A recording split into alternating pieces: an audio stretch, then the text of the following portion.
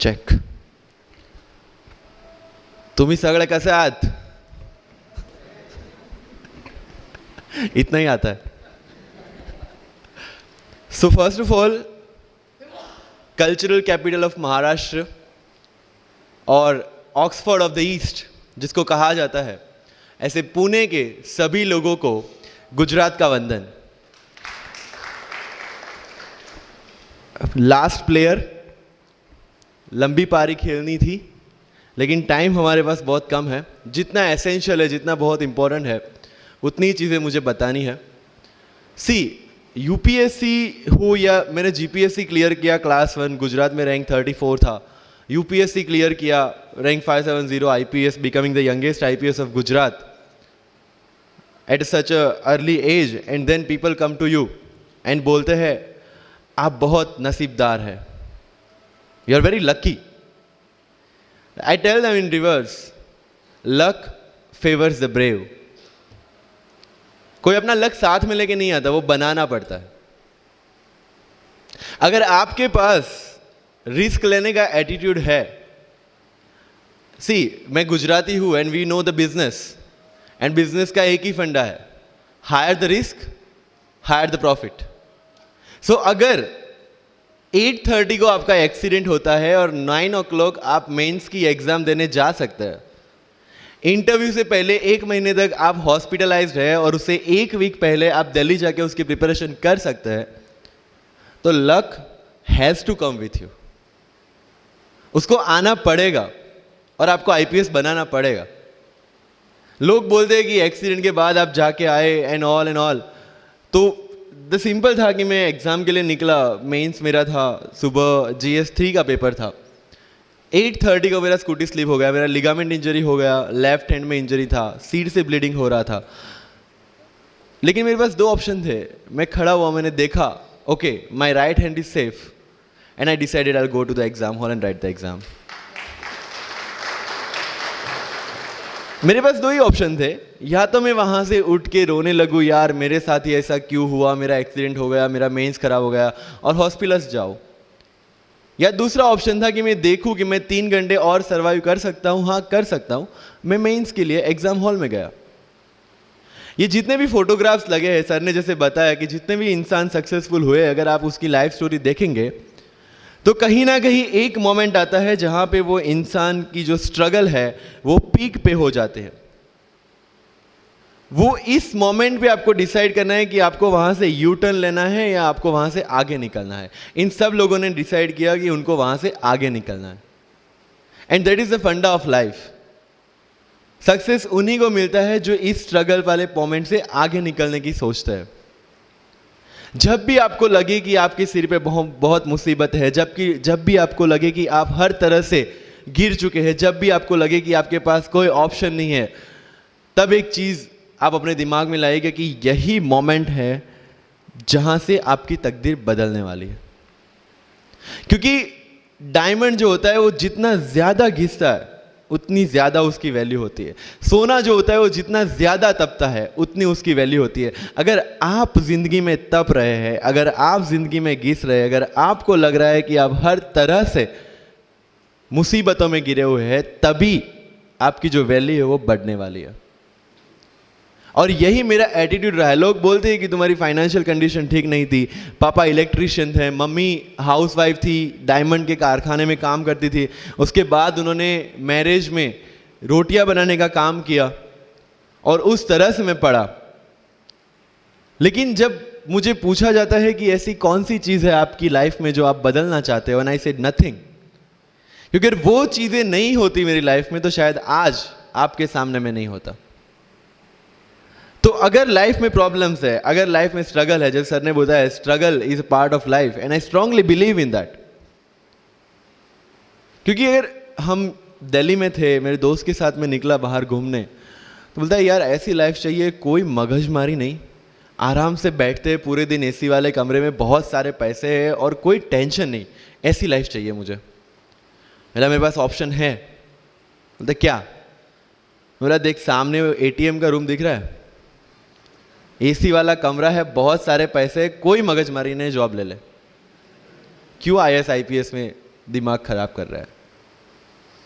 अगर स्ट्रगल नहीं चाहिए तो you have to compromise with that life.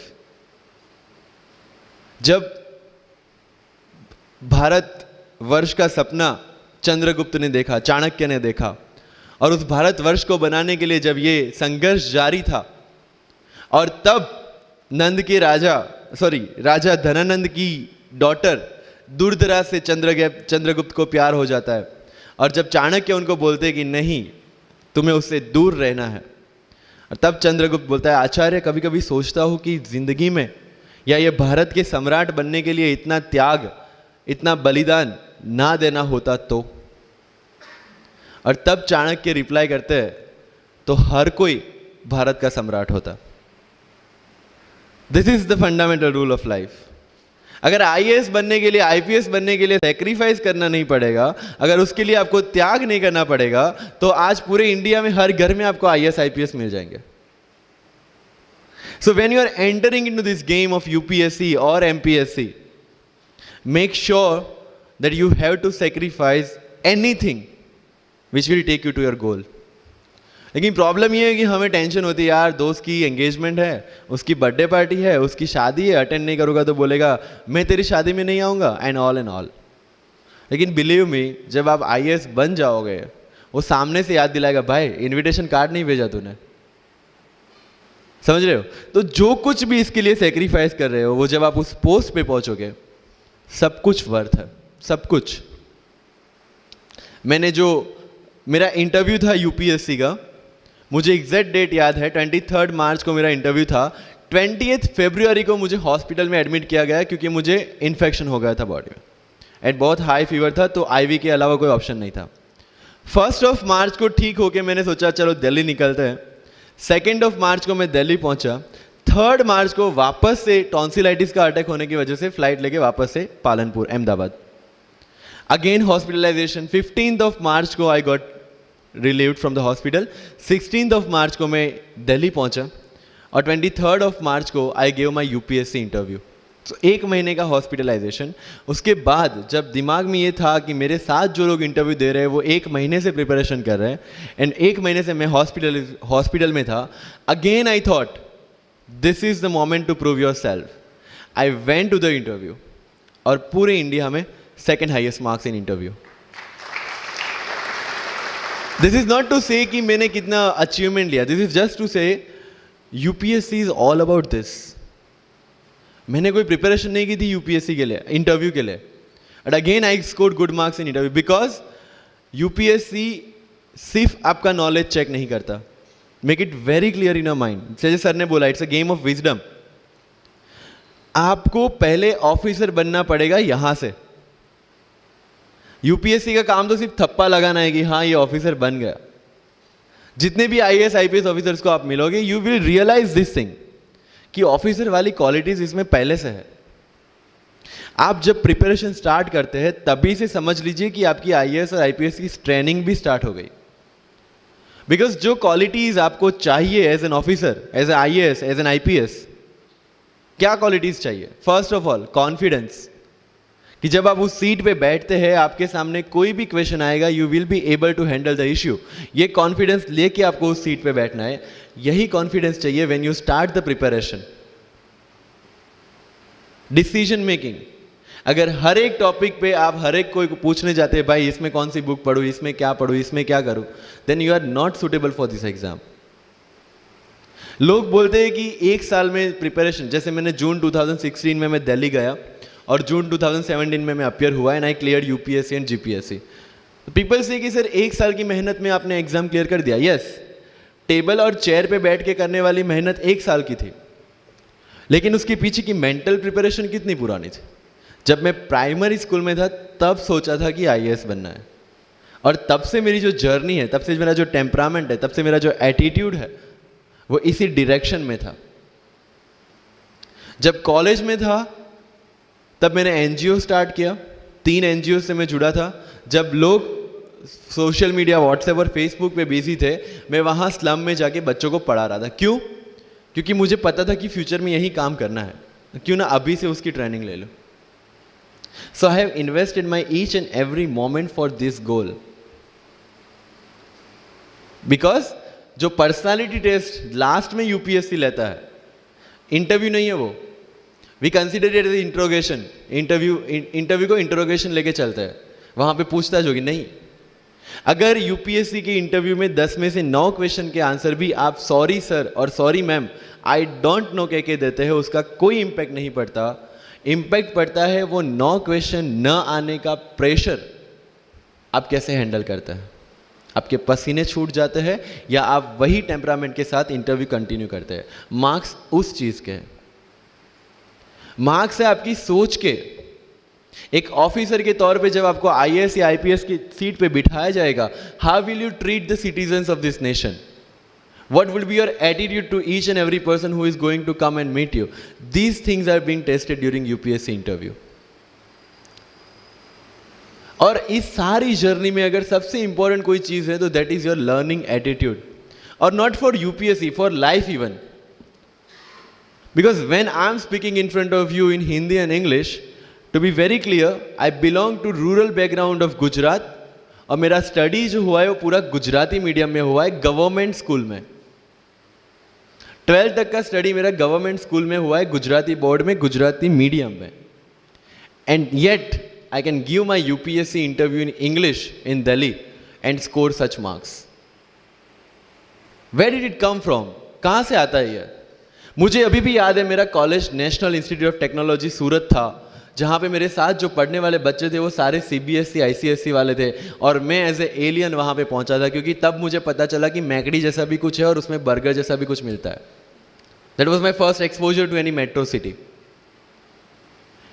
And जब मैं उनसे इंटरेक्शन करता था और इंग्लिश बोलने की ट्राई करता था, तो जैसे संजू मूवी में इंग्लिश दिखाया गया है गुजरातियों का, जो जीरो को जीरो बोलते हैं, उसी तरह I was also like that. Mother tongue influence आ जाता है, it's very obvious. So I use to speak notes and not notes, और डोर एंड नॉट डोर, और don't and not don't. So they use to make fun of me. Safin, it's not don't, it's don't. Okay, fine. I had 2 options. Either I stop speaking English with them or improve on that and go ahead. I decided the second option. When I started my preparation of civil services, जो English medium में करनी थी, वाजीराम में मैंने coaching किया, जहाँ पे पूरा इंग्लिश मीडियम में था, सारे सब्जेक्ट्स मेरे लिए नए थे। I started from the scratch. I started from the English medium NCERT of standard 5 and 6, Gujarati dictionary, Gujarati to English dictionary, and then I started my preparation. कभी कभी ऐसा होता था कि द हिंदू का पूरा एडिटोरियल पढ़ लिया और उसके बाद आई वॉज लाइक कि मैंने क्या पढ़ा। ये होगा, सबके साथ होगा। बट उस जगह अगर आप टिक गए, उस जगह अगर आपने पेशेंस रखा, उस जगह आपने अगर सर्वाइव कर दिया, तो इस एग्जाम में भी सर्वाइव कर जाओगे। क्योंकि यूपीएससी की जो रेस है उसमें कभी भी कछुआ, कभी भी खरगोश नहीं जीतेगा। इसमें जीतने वाला ऑलवेज कछुआ ही होगा, जो स्लो बट स्टेडी रहेगा। लग जाते हैं 5 साल भी लग जाते हैं, 7 साल भी लग जाते हैं, 9 साल भी लगे हैं लोगों को एग्जाम क्लियर करने के लिए। लेकिन बिलीव में जब रिजल्ट आएगा ना, तो वो सारा सेक्रीफाइस आपको वर्थ लगेगा। आप पढ़िए लोगों के इंटरव्यूज। मैंने क्या किया कॉलेज के 4 साल में, I went through each and every interview of UPSC toppers on YouTube. Ira Singhal से लेके टीना डाबी मैम तक सबकी इंटरव्यूज मैंने देखे। For what? Just to know कि उन्होंने ऐसी कौन सी गलतियां की थी जिससे इनको इतना टाइम लग गया, और मुझे कौन सी गलतियां रिपीट नहीं करनी है। क्योंकि चाणक्य ने कहा है कि दूसरों के एक्सपीरियंस से जो सीखते हैं ना, वो जल्दी आगे आ जाता है, क्योंकि खुद सब कुछ अनुभव करके सीखने के लिए जिंदगी काफी छोटी है। I did the same. 4 साल में हर एक टॉपर का इंटरव्यू देख लिया, चीजें समझ ली कि ऐसी कौन सी चीजें जो इन सब ने की है, और ऐसी कौन सी चीजें हैं जो गलतियां हैं जो इन्होंने की और जो मुझे रिपीट नहीं करनी है। सो जब युद्ध के मैदान में हम उतरते हैं, इस चक्रव्यूह में उतरते हैं, तो अभिमन्यु की तरह नहीं, अर्जुन की प्रिपरेशन के साथ उतरना है कि हमें पता होना चाहिए कि इससे बाहर कैसे निकले। I did the same. College के 4 साल इंटरव्यूज देखे, ब्लॉग्स पढ़े, समझा कि इसमें कॉमन मिनिमम क्या है। वो जो कहानी अगर आपने सुनी हो कि शार्पनिंग द एक्स, रोज अगर आप पेड़ काटने के लिए जाते हैं तो you have to sharpen your axe, otherwise day by day आपकी जो एफिशिएंसी है वो कम होती जाएगी। 4 years in my college I sharpen my x, जिससे 1 साल में मुझे कहीं पे रुकना ना पड़े। This was the strategy. आज मेरे पास काफ़ी मैसेजेस आते हैं, sir please give me your strategy. I am sure आप में से काफ़ी लोगों ने किसी टॉपर्स को पूछा होगा, please share your strategy. Why? हर एक की स्ट्रेटजी अपनी खुद की होती है। अगर आज 990 लोग यूपीएससी में सिलेक्ट हुए तो यू विल गेट 990 स्ट्रेटजीज, क्योंकि हर एक की स्ट्रेंथ और हर एक की वीकनेस अलग है। You have to understand this. आप कभी डॉक्टर के पास जाते हैं बीमार होके, और कभी डॉक्टर को ये बोला है, सर जो आगे वाले पेशेंट को दी ना, मुझे वही मेडिसिन चाहिए। डिड यू से लाइक दैट? नो, क्योंकि उसकी बीमारी अलग है, मेरी बीमारी अलग है। सेम चीज विथ यूपीएससी, आपकी स्ट्रेंथ और आपकी वीकनेसेस अलग है, किसी टॉपर की स्ट्रेंथ और किसी टॉपर की वीकनेसेस अलग है। Why should I walk on the same path, जबकि मुझे पता है कि वो मेरे लिए बना ही नहीं। I have to create my own path. मेरा यूपीएससी का जो बुक लिस्ट है वो अगर आप देखेंगे ना, तो यू विल फाइंड कि ये completely out of the box book list है। मैंने कभी लक्ष्मीकांत नहीं पढ़ी। आई नो यूपीएससी फ्रेटर्निटी के लिए ये बहुत बड़ा स्टेटमेंट है। I never read Shankar IAS, I never read Yojana, I never read Kurukshetra. I didn't do writing practice for mains. मैंने मेंस में GS2, GS3, GS4 का एक एक पेपर, एक ऐसे और ऑप्शनल का एक एक पेपर लिखा है। That's all about my writing practice, because I knew what are my strength and what are my weaknesses. Mains में 3 चीजें होती है, handwriting, speed and content. When I was so sure about my handwriting and my speed, why should I waste my time on writing the papers? Instead of that, I focused on improving my content. Getting my point? So if you are the aspirant की जिसको लगता है कि 3 घंटे में मेरे से paper finish नहीं होता, then go for writing practice. Then write as much as you can because you need that. But किसी टॉपर ने 50 पेपर लिखे हैं, 3 टेस्ट सीरीज ज्वाइन किया है, इसलिए मुझे भी करना पड़ेगा। No, that is not the rule in UPSC. किसी ने ये टेस्ट सीरीज ज्वाइन की, मैं वहां चला गया, किसी ने वो टेस्ट सीरीज की, मैं वहां चला गया। No, you have to create your own path and this was the biggest part of my UPSC preparation. सुनो सबकी, करो मन की। This is applicability of your mind, क्योंकि आपकी स्ट्रेंथ, आपकी वीकनेस आपसे ज्यादा अच्छा कोई नहीं जानता। आपके पेरेंट्स भी नहीं, आपका सबसे क्लोज टीचर भी नहीं। आपको 3 बार चीजें पढ़ के समझ में आती है, किसी को 5 बार पढ़ के समझ में आती है, किसी को 1 बार समझ में आ जाती है। But I want follow the same path जो आगे लोगों ने फॉलो किया है, वो मेरे लिए बना ही नहीं है। I have create my own path. Getting my point? Yes और नो?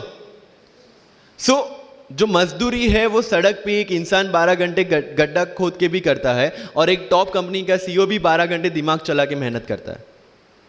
लेकिन how he is different from that person on the road? Because he uses his mind. In UPSC we are suppose to do the same. मुझे पता चला कि भाई लक्ष्मीकांत मेरी mains की requirement fulfil नहीं करता, प्रीलिम्स जैसे सर ने बताया was not in to consideration. I know कि उसमें सिर्फ एक ब्रिज क्रॉस करना है, एक हर्डल क्रॉस करना है। अगर मैं प्रीलिम्स में 180 भी लेके आया, 190, इवन 200 भी लेके आया, तो मेंस में तो मैं सबके बराबर ही खड़ा हूं। Why to waste your time and energy on something which is just qualifying? Instead of that put your focus and energy to something, mains and interview, कि जिसकी वजह से आपको सर्विस मिलना है। Good marks in mains ensure that you are in the list. Good marks in interview ensure that you get the service of your preference. Prelims is about quality, mains is about quantity. Prelims में always मेरा target एक ही था, जो भी test में देता था, जो भी मैं सॉल्व करता था, I just need to cross 120, that's all. जितना सेफली मैं 120 क्रॉस कर लेता था, I put the paper aside. क्योंकि आज तक यूपीएससी का कट ऑफ कभी 120 से ऊपर गया नहीं और जाने वाला नहीं है. That was very clear in my mind. So minimum risk लेके मैक्सिमम आउटपुट लेना, वो प्रीलिम्स का काम था. एंड उसके लिए आपको सिर्फ प्रैक्टिस ही चाहिए. As sir said, there is no separate preparation for prelims. What I did, जनवरी तक मेंस ओरिएंटेड प्रिपरेशन. फरवरी से I started test series. Vajiram में जनवरी से टेस्ट सीरीज स्टार्ट हो जाती है. I started test series, I started revising the things and then prelims आ गया, दे दिया, खत्म. Even I am telling you, 27 अप्रैल को मेरा रिजल्ट आया सिविल सर्विस 2017 का.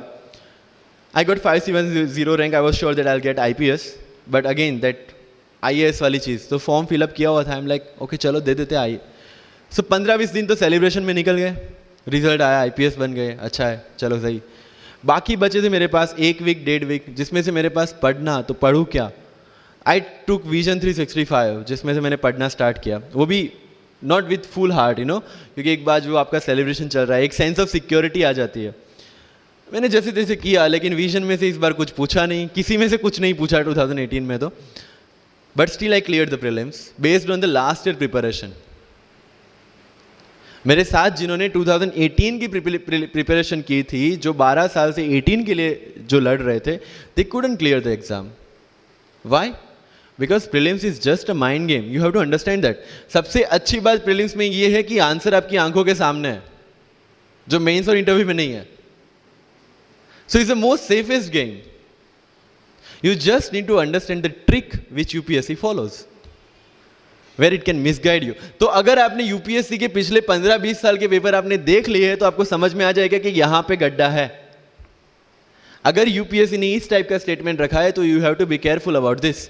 बट होता यह है कि हम विजन वाजीराम की टेस्ट सीरीज करके जाते हैं, हमारा माइंडसेट उस हिसाब से बन गया है, and then we try to attempt UPSC. So मेरा स्ट्रिक्टली एक ही चीज आपको कहना है कि अगर आपका प्रीलिम्स जून में है, तो मिड ऑफ मई तक सारी टेस्ट सीरीज खत्म कीजिए। लास्ट 15 डेज में सिर्फ यूपीएससी के प्रीवियस ईयर के पेपर्स कीजिए, तो आपका जो माइंडसेट है वो यूपीएससी एंगल से सेट हो जाएगा। फिर you will not target the prelims exam from Vision और Vajiram point of view, you will do it from UPSC point of view. This is mind game. See, this can not be taught in any class और this can not be written in any book. This you have to understand by yourself. Wisdom जो sir ने बोला, अगर 5 लाख लोग prelims में बैठते हैं और 15,000 क्वालिफाई करते हैं, what is different with those 15,000? There are certain keys जो आपको पकड़नी है प्रीलिम्स के लिए। Test series is a practice test. हम क्या करते हैं, टेस्ट सीरीज दे दिया, मार्क्स देख लिए, खत्म।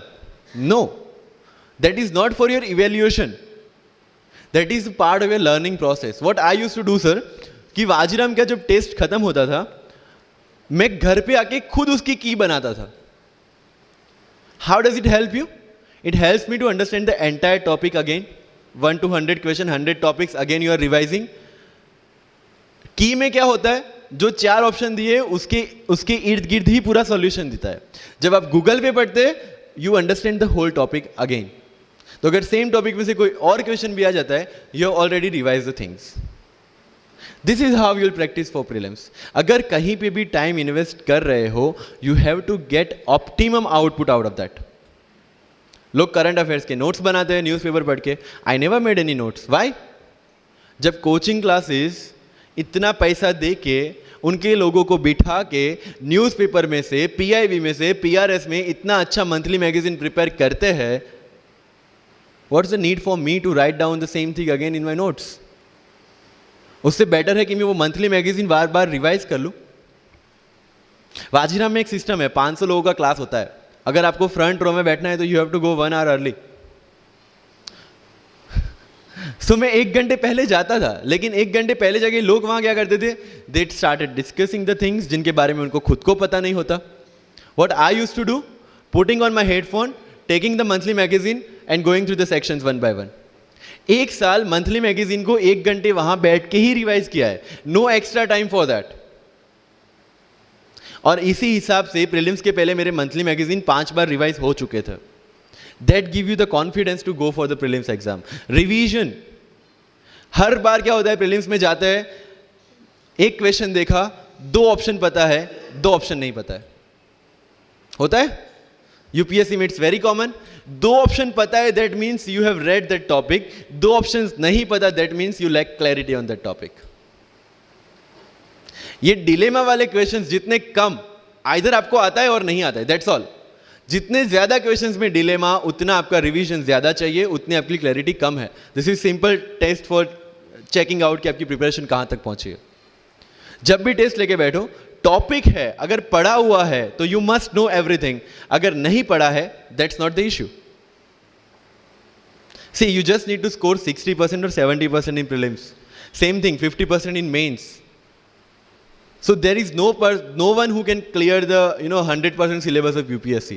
आज तक UPSC, GPSC दोनों फर्स्ट अटेम्प्ट में क्लियर करने के बाद भी, if I am asked something from medieval India, I don't know anything, पढ़ा ही नहीं, मैंने स्किप कर दिया। मुझे पता है कि अगर 2 क्वेश्चन पूछते हैं प्रीलिम्स में, why to invest such a time on that, instead of मैं पॉलिटी और इकोनॉमी का रिवीजन ना करूं जिसमें से श्योर क्वेश्चन आने, या फिर मैं इकोनॉमी और एनवायरमेंट ना पढ़ूं जिसमें से 15-20 क्वेश्चन श्योरली आने हैं। Why to waste some time on something which is very uncertain in exam. And believe me, जब मैंने मेडिवल छोड़ा, मैं सर के पास गया था, ही माइट नॉट रिमेंबर, लेकिन मुझे याद है, मैं बोला सर मेडिवल पढ़ूं? बोलते क्वेश्चन पूछते तो नहीं है मेडिवल में, लेकिन मैं ये नहीं कहूँगा कि तुम मेडिवल मत पढ़ो, क्वेश्चन आ गए तो। एंड आई अंडरस्टूड, सर समझदार को इशारा काफ़ी है। I left the portion and 2017 के प्रीलिम्स में एक भी क्वेश्चन मेडिवल से नहीं है। अब इसको आप लक बोलोगे, बट ये लक तब बना जब मैंने कोई डिसीजन लिया। समझ रहे हो, राइट? तो सी यूपीएससी, मैंने पहले भी अपने इंटरव्यूज में कहा और आज फिर से कर रहा हूं, it's just a mind game, it's just a mind game. चीज़ों को समझना है। मेंस में अगर मैंने आंसर राइटिंग नहीं किया तो I should not gate demotivated, because मुझे पता है कि मुझे उसकी ज़रूरत नहीं है। आपकी ज़रूरतें आपको पता होनी चाहिए कि आपको किस चीज़ में। आई was very sure in my mind कि अगर मुझे फर्स्ट अटेम्प्ट में क्लियर करना है तो मुझे कोचिंग चाहिए। That was very clear in my mind. जब मैंने सोचा कि कोचिंग करना है, वाजीराम में करना है, क्योंकि I research a lot about coaching institutions, तब मैं डिसीजन पे पहुंचा कि वाजीराम में करना है। पता चला कि वहाँ की फीस 1.5 लाख है, रहने का खर्चा 3-3.5 लाख तो आराम से हो जाएगा। अरे घर में टोटल सेविंग 10,000 से ज़्यादा नहीं थी उस time, but I saw the dream, करना है, यहीं से करना है। एंड फिर गांव से एक बिजनेसमैन ने बोला कि ठीक है, you go to Delhi, you pursue your dream, I will finance your expenditures. But ये तब हो पाया जब I saw the dream without considering the situations. इसलिए ओम शांति ओम का एक डायलॉग जो मुझे सबसे ज़्यादा फेवरेट है, अगर किसी चीज़ को पूरी शिद्दत से चाहो तो सारी कायनात तुम्हें उससे मिलाने की साजिश में लग जाती है। मेरे साथ ऐसा ही हुआ, क्योंकि मैंने शिद्दत से चाहा था यूपीएससी को, और जिस दिन दिल्ली में मैंने पैर रखा था, उसी दिन मेरे दिमाग में क्लियर था कि मेरा फर्स्ट अटेम्प्ट ही मेरा फाइनल अटेम्प्ट होगा। इस मेंटालिटी के साथ, सी होप्स वी कैन डू, हम ड्रीम्स देख सकते हैं, रिजल्ट क्या आना है वो अपने हाथ में नहीं है। तो जब प्रिपरेशन कर रहे हो और अगर दिमाग में आता है होगा कि नहीं होगा, होगा कि नहीं होगा, टेल मी वन थिंग, वो आपके हाथ में है क्या? Is that in our hand? Result क्या होगा? No. What is in our hand? Working, giving your 100% for this exam and with proper strategy, that is in my hand. I will do it. और अगर इतनी शिद्दत से मेहनत की है 100% देके और फिर भी एग्जाम नहीं होता, believe me, you won't be dissatisfied, you won't be demotivated, you will feel I gave my 100%, आगे उसकी मर्जी। ये एटीट्यूड के साथ रहना है इस एग्जाम में। मेरी बातें थोड़ी मैं ये नहीं बोलूँगा कि यूपीएससी में प्रीलिम्स में 2 पेपर होते हैं, मेंस में 9 पेपर होते हैं, इंटरव्यू इतने मिनट का होता है। No, that is very much available on internet. What I want to focus is what are the pre requirements to enter into this field. इस चक्रव्यूह में उतरने से पहले कौन सी तैयारी आपको करके उतरनी है। And very first and most important is confidence. मुझे याद है मेरे क्लास में एक स्टूडेंट था हु वॉज अ डॉक्टर, वो प्रिपरेशन कर रहा था। जब भी क्लास में कोई भी क्वेश्चन पूछा जाता था ना, he was always ready to answer. कोई भी, irrespective of the subject, irrespective of the faculty, answer उसके पास रेडी था। एंड माई फ्रेंड्स आर, भाई he is so talented, so intelligent, हमसे कैसे हो पाएगा? I mean like why do you जज your self based on his own parameter? UPSC में एक वैकेंसी नहीं है, देयर आर 1000 वैकेंसीज। अगर वो एक भी लेगा तो 999 है हमारे लिए। Why to think about that one seat? And he couldn't clear the prelims of that year, even 2018 wala bhi. So understand this, it's not about your intelligence, it's not about how much you know, it's about how well you can express the things. So अगर mains में questions के answer लिखने हैं, facts लिख के आ जाओगे, you will feel that you won't get selected in exam. Because it's about understanding, you have to connect the links. Current affairs में अगर कुछ पूछा है तो उसको बेसिक्स के साथ आप कैसे कनेक्ट कर रहे हैं. अगर ज्योग्राफी में कुछ पूछा है तो हिस्ट्री के साथ आप कैसे कनेक्ट कर सकते हैं. हिस्ट्री में कुछ पूछा है तो इसको इकोनॉमिक्स के साथ, सोसाइटी के साथ कैसे कनेक्ट कर रहे हैं. These are the things you need to learn in UPSC. But इन सारी चीजों के लिए, whether you appear for prelims, whether you appear for mains, और whether you appear for interview, one thing is very much needed, that is your confidence. और कहां टूटता है ये confidence? If I am reading current affairs for Vision IAS और मेरा दोस्त insight लेके बैठा है, तब मेरे में इनसिक्योरिटी आ गई, यार ये इनसाइट पढ़ रहा है, मैं विजन कर रहा हूं, कहीं छूट गया तो. आपने इनसाइट स्टार्ट किया, फिर कोई नेक्स्ट आईएएस का लेके आ गया, यू विल फील लाइक यार नेक्स्ट आईएएस करना पड़ेगा. उसने नेक्स्ट आईएएस, आपने नेक्स्ट कोई वाजीराम लेके आ गया. कहां पे भटकेंगे? You have to stick to one resource, क्योंकि यूपीएससी का सिलेबस सेम है, हर एक क्लासेस का मटेरियल सेम है. डिफरेंस कहां आता है कि 10 बुक लोग एक बार पढ़ते हैं, एक बुक आप 10 बार पढ़ रहे हैं. मुझे याद है जब मैं ये 1 घंटे में वाजीराम का करंट अफेयर्स पढ़ता था, वहां पे बैठ के everybody was with Vision IAS current affairs, but I was very much clear कि विजन के करंट अफेयर से they can clear the prelims, but mains का कंटेंट नहीं मिलेगा. जो मैं पढ़ रहा था that was specifically design for mains, and I could like I continued this Vajiram without getting affected what other people are doing. Coaching में भी ये सेम होगा. Your classmates will be doing something, you will be doing something. जब लोग ने लक्ष्मीकांत नहीं किया, I didn't do Lakshmikant, I didn't read Yojana, I didn't read Kurukshetra, but I was so sure about my mind कि इसकी जरूरत नहीं है. योजना में करते क्या है, किसी एक टॉपिक के जितने भी करंट इनिशिएटिव है गवर्नमेंट के, उसको बना के एक पूरा मैगजीन बना दिया. When you are reading the newspaper, when you are watching the Rajya Sabha TV, when you are reading the monthly magazines, जो सारी करंट अफेयर्स को ही कवर कर रहा है, तो उसी चीजों को उन्होंने सेग्रीगेट करके अलग दिया है. अब उसमें आप 3 घंटे अलग से वेस्ट करो. उससे बेटर है कि वो 3 घंटे उसी चीजों पे डालो जहां पे आपने ऑलरेडी पढ़ रखा है. So with minimum material, minimum required material, you have to give your optimum output. Multiple resources ले जाने का कोई मतलब नहीं है. You will be confuse. And जो फर्स्ट टाइमर्स है उनके लिए बोल रहा हूं कि your first attempt your best attempt, क्योंकि आपके पास लिमिटेड होता है. क्या होता है, ज्यादा पढ़ के जाते हैं ना जब मेंस में, ये लिखूं वो लिखूं ये लिखूं, उसी में कंफ्यूज. उसमें आता ही बहुत लिमिटेड है, लिखना भी लिमिटेड ही है,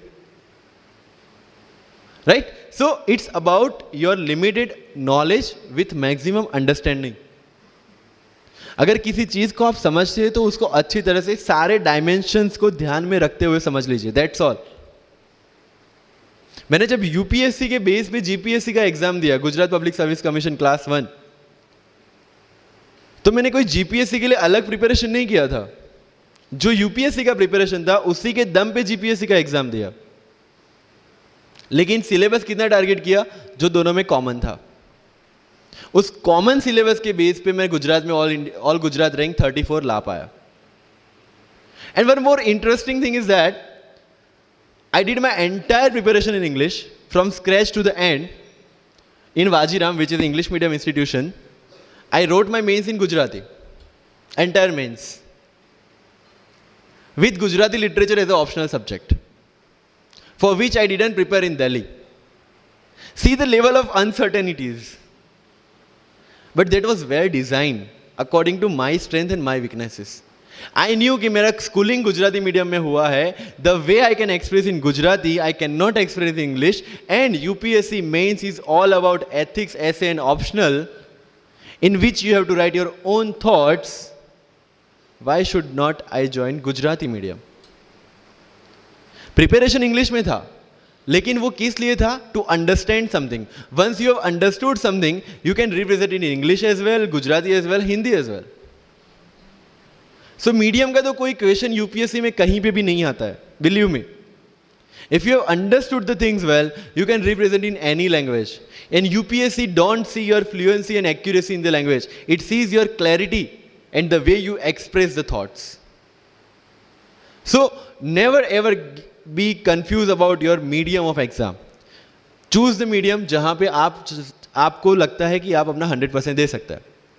और अगर फिर भी confusion है, take a essay topic, write down one essay in Marathi or Hindi or whichever language you are confused with, and write the same topic in English.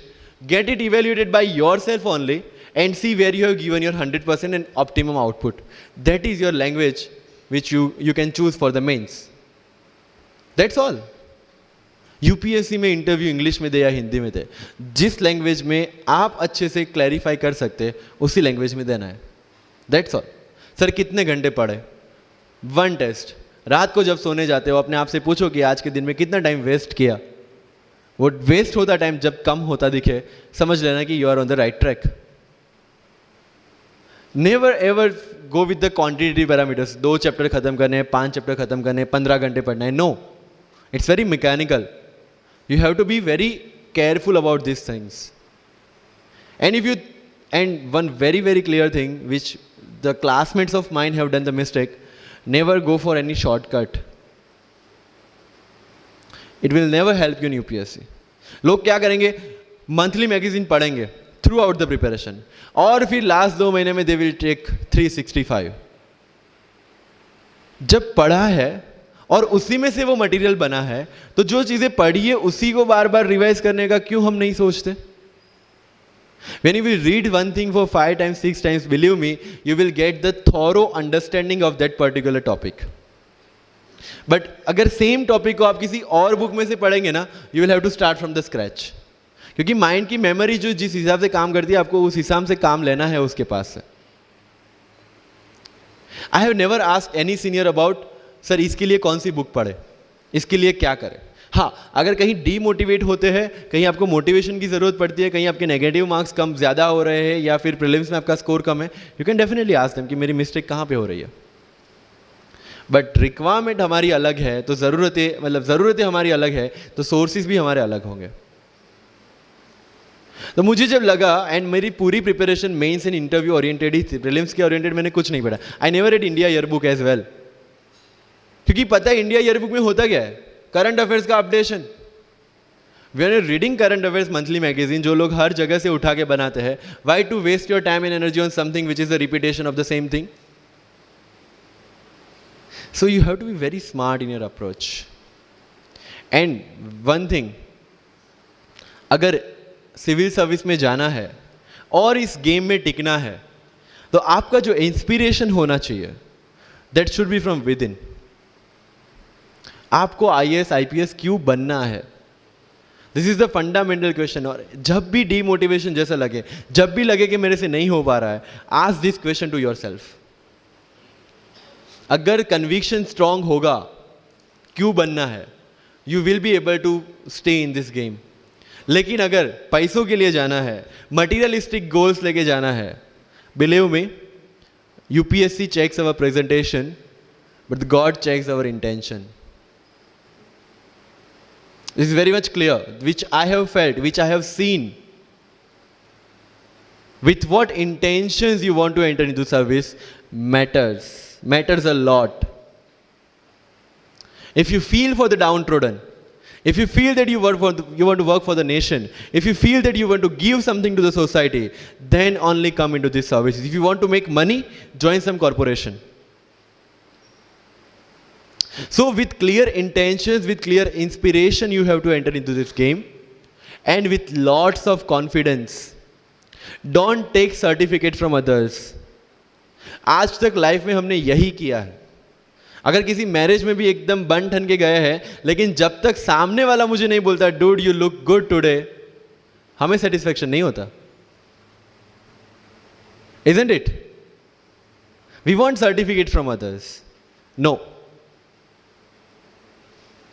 कोई जब तक मुझे आके नहीं बोलता कि तेरे से यूपीएससी हो पाएगा, तब तक मुझे खुद कॉन्फिडेंस नहीं होता कि मुझे यूपीएससी करना चाहिए नहीं करना चाहिए. या अगर कोई मुझे आके बोल देता है कि भाई 3-4 साल 5 साल तो लग ही जाएंगे, तेरे बस की चीज नहीं है, अगेन मैं सोचने बैठ जाता हूं. कुछ लोग तो, मेरे गुजरात में तो ये कल्चर है, यहाँ पे ये कल्चर है नहीं पता, लेकिन सम पीपल थिंक पहले एमपीएससी कर लो, पहले क्लास 3 क्लास 2 कर लो, फिर यूपीएससी के बारे में सोचो. ऐसा है यहाँ पे? यस और no? But you have to understand कि एमपीएससी जो है, जो क्लास 3 क्लास 2 एग्जाम्स है, उसकी रिक्वायरमेंट यूपीएससी की रिक्वायरमेंट से कंप्लीटली अलग है। अगर एमपीएससी ये पूछता है कि स्टैच्यू ऑफ यूनिटी कहां बना है या किसने बनाया है, उसमें कितना केजी गोल्ड यूज हुआ है, या उसका आर्किटेक्ट कौन था, UPSC will ask statue of unity होना चाहिए या ना होना चाहिए। This people will ask you Panipat का फर्स्ट बैटल कहां पे हुआ था, सेकंड कहां पे हुआ था, थर्ड कहां पे हुआ था, कौन जीता था, कौन हारा था, कहां से आए थे। यूपीएससी विल आस्क यू सारे बैटल्स पानीपत में ही क्यों हुए थे। So UPSC is never about where, when and what, it's about how and why. So जो भी चीजें आप पढ़ रहे हैं, जितनी भी चीजें आपके आसपास आ रही है, ask the question why and ask the question how, without getting biased. One thing is very much needed for this service is your critical attitude toward everything without getting influence from anyone and anything. You are not supposed to get influenced by any ideology. You are not supposed to get influenced by any one person. One thing is your guiding torch throughout this exam and throughout your life should be the Constitution of India and the philosophy of the Constitution of India. No party philosophy required. So अगर कोई चीज हो रही है, I have only one thing to do, check the merits, check the demerits, propose the solution.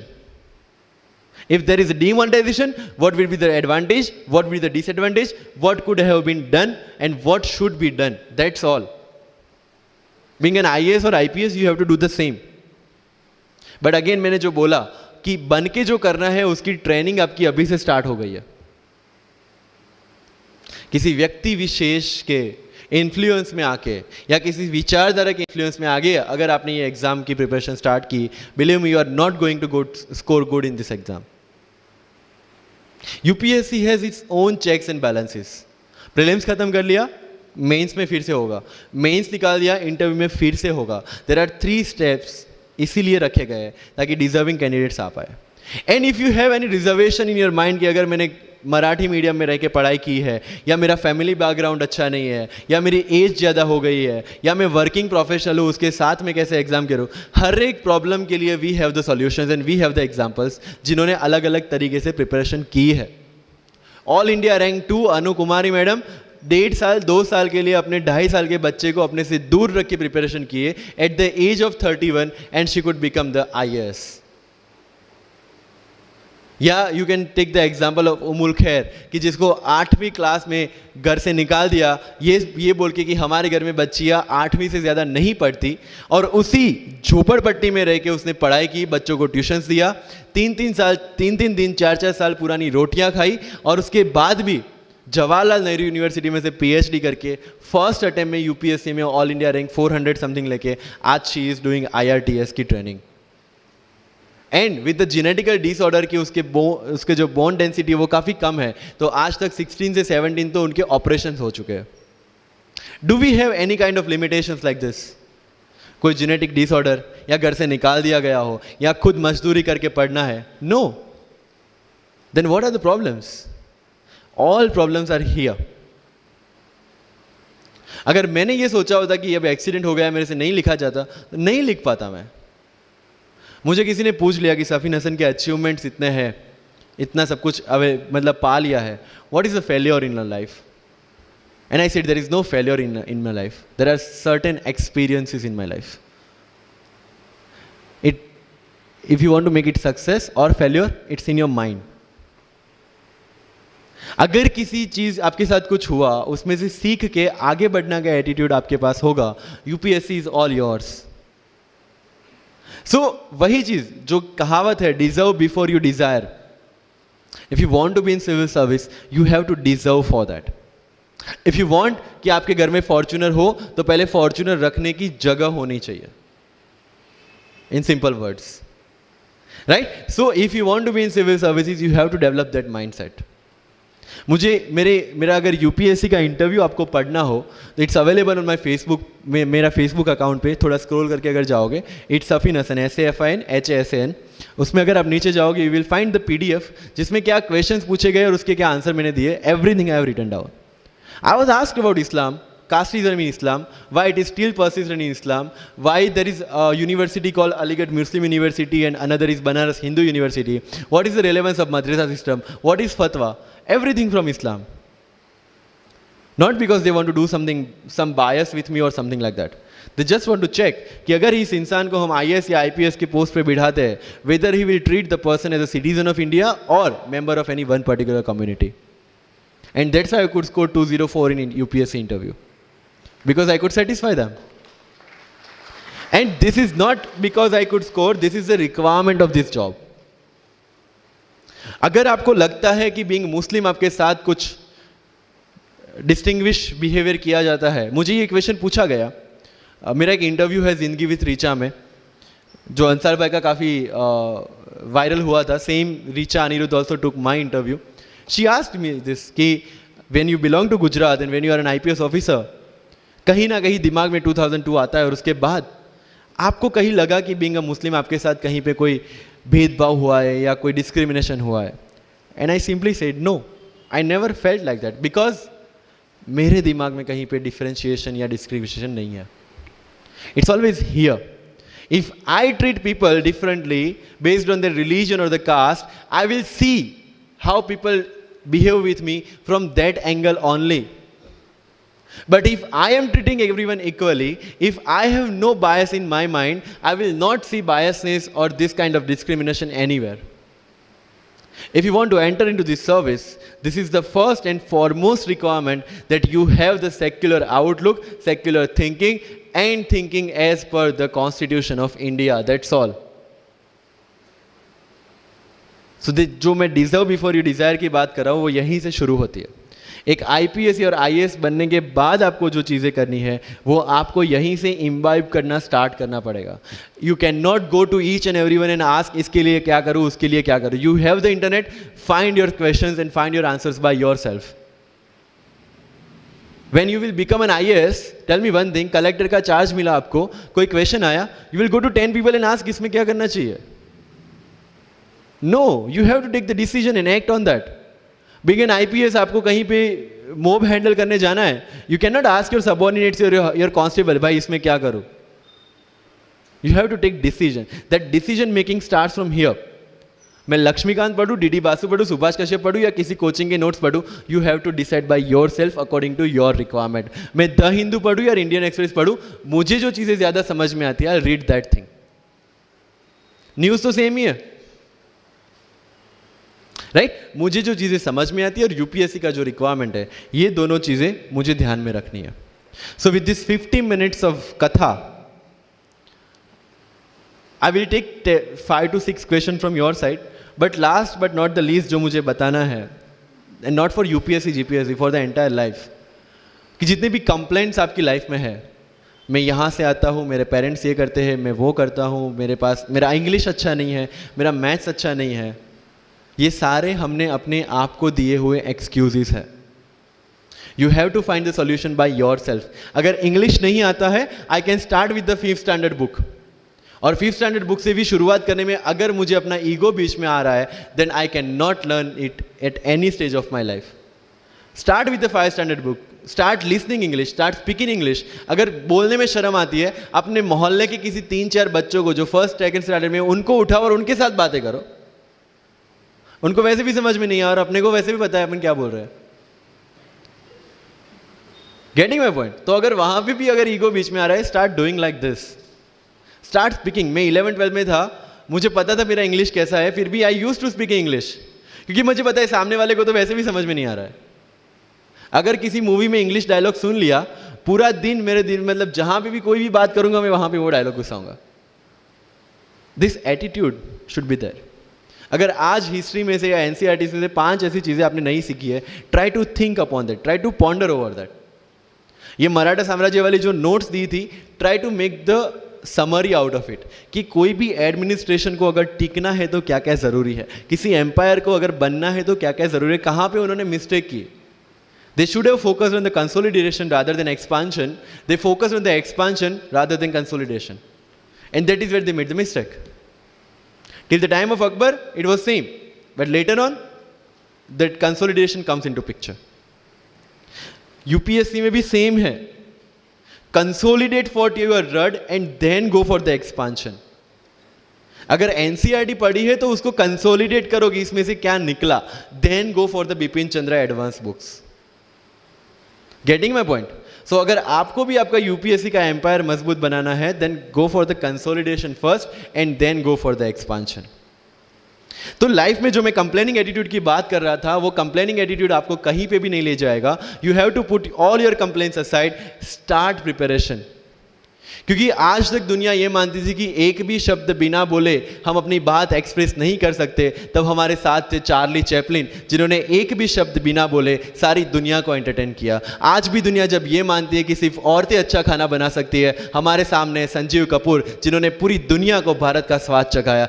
आज भी अगर दुनिया ये मानती है कि अकेले इंसान से कुछ नहीं हो सकता, हमारे सामने महात्मा गांधी, जो अकेले चले थे और पूरा देश उनके पीछे चला था. आज भी दुनिया अगर ये मानती है कि धनवान बनने के लिए धनवान घर में पैदा होना जरूरी है, हमारे सामने धीरूभाई अंबानी, जिन्होंने पूरी दुनिया को एक सपना दिखाया, कर लो दुनिया मुट्ठी में. और आज रिलायंस इंडस्ट्री वर्ल्ड की और इंडिया की सबसे बड़ी इंडस्ट्री है. आज भी दुनिया अगर ये मानती है कि हम कम एज, ज्यादा एज में कुछ नहीं कर सकते, हमारे सामने अमिताभ बच्चन, जो आज भी एक साल में 3 ब्लॉकबस्टर मूवीज देते हैं. अगर आप ये मानते हैं कि सिविल सर्विस में आने के लिए आपका बैकग्राउंड होना जरूरी है, आपके सामने Shahrukh Khan without any background आज भी बॉलीवुड का बादशाह है. अगर आज तक दुनिया ये मानती थी कि हम सिर्फ धरती पे रहने के लिए बने हैं, हमारे सामने नील आर्मस्ट्रॉन्ग, जो चंद्र पे जाके आए. आज तक हम ये जानते हैं कि हम क्या है, हम क्या बन सकते हैं, ये जानने का टाइम शुरू होता है अब. Thank you so much.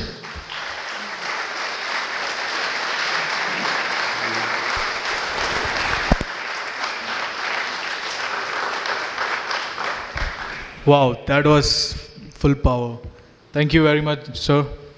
So, yeah, so I would request all my volunteers to come around, and also we would like to present some Thanksgiving memento to our beloved guests. And yeah.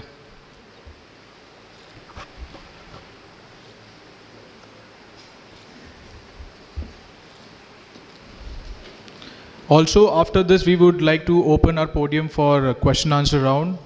And just to also let you guys know that when we guys exit, so our volunteers would be standing at the exit gates. So just remove your registration form from the thing that has been provided, fill it up, and while exiting, give it to them.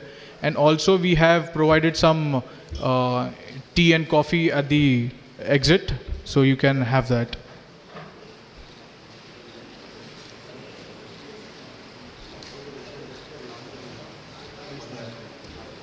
Okay, so you can just drop your registration form at the registration desk while going. Yeah.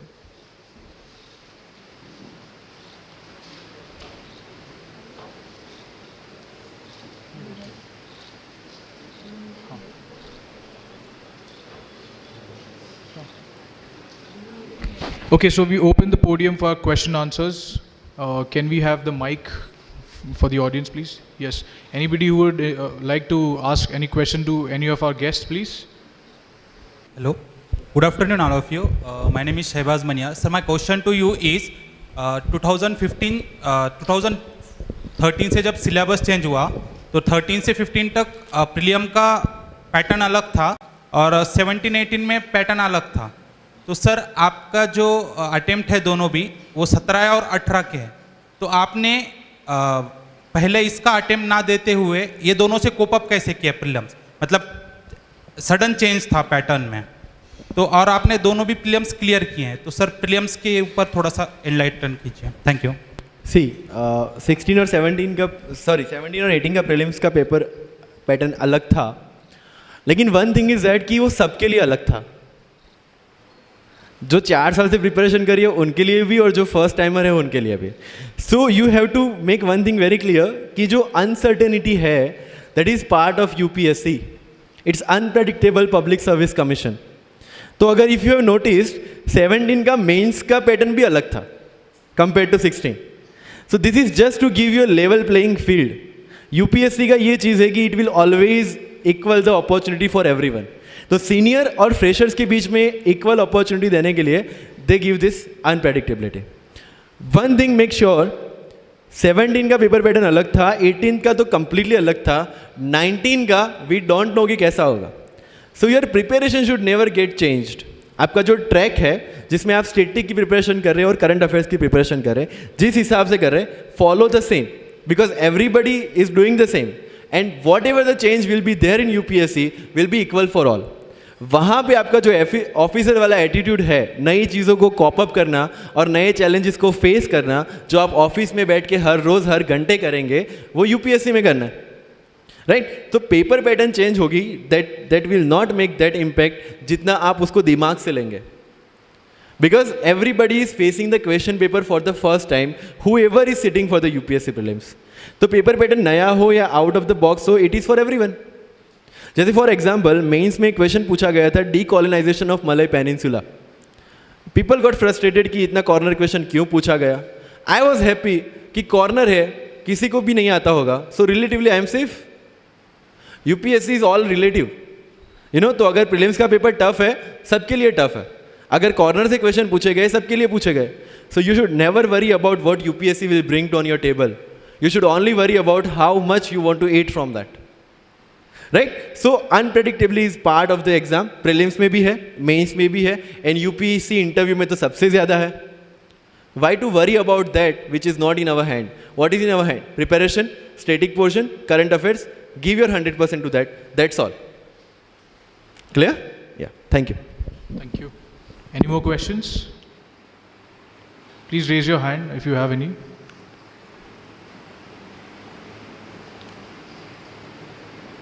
All right. Thank you very much. Okay, we have one more question. We have the question. Yeah.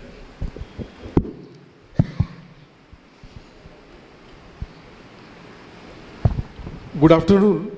And congratulations, Mr. Safin, what you have achieved in your life. मेरा question ये है कि if I want to make my future generation IAS और आज के मैं हालात देखूं और आज की चीज़ें देखूं, तो क्या वो पॉसिबल है वो चीज़ चेंज होना जो आप लोग बोलते हैं कि you have to work for the society and you have to think the change the things.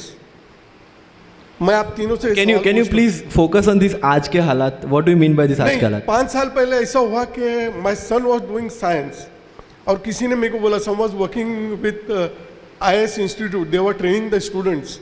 तो उन्होंने बोला why don't you make your son IAS officer. तो मैं बोला I don't want to make my son IAS officer. The reason is कि मैं जो चीज़ देख रहा हूँ, कल अगर वो रिश्वत खाए और कल वो चीज़ अगर ऊपर से फ़ोन आता है और वो चीज़ नहीं हो सकी उससे और वो गलत काम करने लगे, तो मैं उसको वो चीज़ में क्यों डालूं?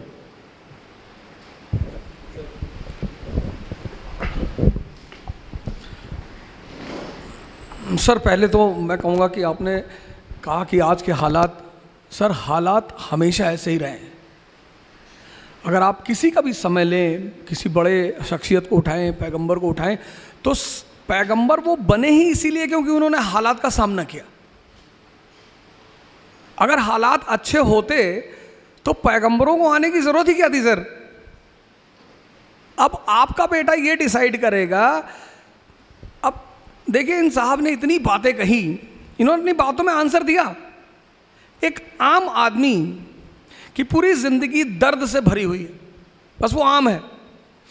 एक महान आदमी की पूरी ज़िंदगी चुनौतियों से भरी हुई है. ये जो आपने शब्द यूज़ किया ना, हालात, सर हालात से ही तो लड़े राम, मोहम्मद साहब. आप मोहम्मद साहब का टाइम देखिए, आप मोहम्मद साहब का टाइम देखिए सर, पहली चीज़. दूसरी चीज़ सर ये है कि हालात, अब जैसे हम तो, मैं तो हिस्ट्री का टीचर हूँ, तो मैं तो हमेशा एग्जाम्पल वहीं से उठाता हूँ. 1398 तैमूर हिंदुस्तान आता है, तबाही मचाता है, सब कुछ ख़त्म कर देता है. 1398 से लेके 1556 सेकेंड बैटल ऑफ पानीपत, आप समझ लो 150 साल हिंदुस्तान की हालत ख़राब, सब कुछ तहस नहस. और उस परिस्थिति में सर 1556 में एक 15 साल का लड़का गद्दी पे बैठता है, अकबर. सर हालात देखो आप, हम नाहक में उसे ग्रेट नहीं कहते सर, हम ग्रेट सिर्फ इसलिए कहते हैं कि भाई तुमने इस हालात से तुम निपटे कैसे. एक आदमी कह रहा है मेरा पड़ोसी मुझे गाली दे रहा है, सबके देते हैं. दुनिया में कौन सा पड़ोसी जो किसी को गाली ना दे? और अगर ऐसा है कोई तो आप बताइए, मैं तो मिलूंगा उस आदमी से। लोग कहते हैं मेरे रिश्तेदार मेरे पीछे पड़े। रिश्तेदारों का काम ही है, और क्या करें वो, कि मेरे खाला ने हमको डिमोरलाइज कर दिया कि इतना बड़ा सपना देख रहे हो आईएएस बनने का। अरे कुछ पहले कर लो, अपने माँ बाप की स्थिति देखो। सर काम ही है सर। फ्रेंड आपका आ गया, उसने कहा अरे यार आईएएस बनने जा रहे हो। अच्छा, ये सीधे हमला कभी नहीं करते, ये इनडायरेक्टली करते हैं। मेरे पास एक लड़की आई 4 दिन पहले, उसने कहा सर मेरे पापा बहुत परेशान है, हमसे करे वापस आ जाओ। मैंने कहा ठीक है, अपने पापा को बोलो मुझसे बात करें। तो मैंने उनसे पूछा कि सर क्या हुआ बताइए। तो बोले ऊर्जा साहब हमें बहुत डर लग रहा है। मैंने कहा कैसे, बताइए हमें आप। बोले हमारे पड़ोसी बता रहे थे कि दिल्ली बड़ी ऐसा ऐसा कांड हो गया। बीच में कांड हो गया था तो काफ़ी फेमस था, एक बच्ची के साथ दुर्व्यवहार हो गया था, उसकी हत्या हो गई थी। मैंने कहा सर इंदिरा गांधी मार दी गई सर, प्राइम मिनिस्टर उस वक्त थी, आप खुदा बन रहे हो सर, बचा लोगे, ले जाओ सर।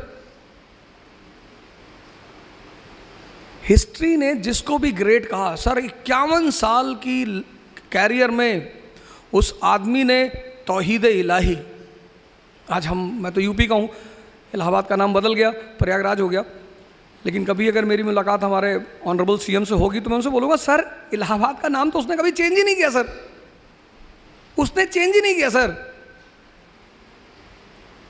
प्रयाग आज भी वहाँ मौजूद है। प्रयाग स्टेशन, आप कभी इलाहाबाद जाएंगे तो आप देखेंगे वहाँ 2 स्टेशन है, एक इलाहाबाद स्टेशन है, एक प्रयाग स्टेशन है। तो प्रयाग तो वहाँ आज भी है sir. Allahabad is a meeting ground. जैसे मैंने आगरा के बारे में आपको बताया, तो इलाहाबाद में 2 नदियाँ आके मिलती हैं, यमुना और गंगा। तो आप पूरी नॉर्दर्न इंडिया उस नदी से कवर कर सकते हो। तो वो बेसिकली एक मिलिट्री बेस है सर। आप कभी इलाहाबाद जाओगे तो आप देखोगे गंगा के किनारे वो किला बना हुआ है, आर्मी स्टेशन है। उसने सर पहली बार हिंदुस्तान में, दूसरी बार, पहली बार हर्षवर्धन ने कराया, उसने सारे संतों की मीटिंग कराई सर। ये जो आज आप कुंभ देखने जा रहे हो, इसकी शुरुआत हर्षवर्धन ने की। तो सर टैलेंट ही इसी चीज़ का है। मालिक ने हमें तोहफा दिया, मैंने आपसे कहा मन, तो वो कहता है कि अब ये दे दिया। 1453 मुसलमान दुनिया की ऊंचाई पे, स्पेन, चाइना सी, कैस्पियन, हिंदुस्तान, यहूदी ज़मीन पे। सर आज आप देखो यहूदी दुनिया में ऊंचाई पे, मुसलमान ज़मीन पे।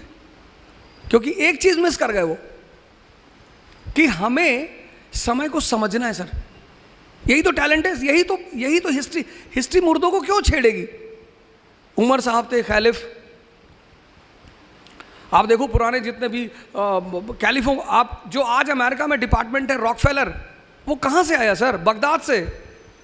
उस डिपार्टमेंट को किसने बनाया था? कैलिफ अल हारून ने। उस डिपार्टमेंट का नाम था बैतुल हिकमत।